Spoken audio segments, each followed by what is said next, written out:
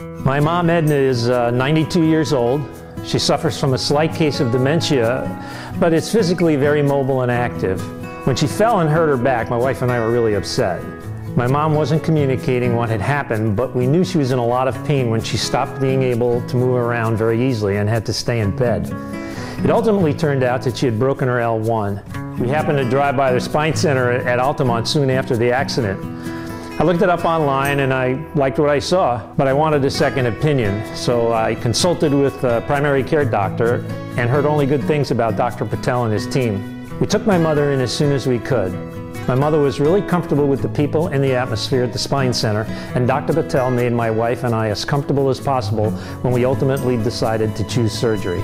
My mother was in so much pain that waiting to see if the injury healed itself was not an option. So Dr. Patel performed the kyphoplasty procedure and we waited eagerly for the results. We didn't have long to wait.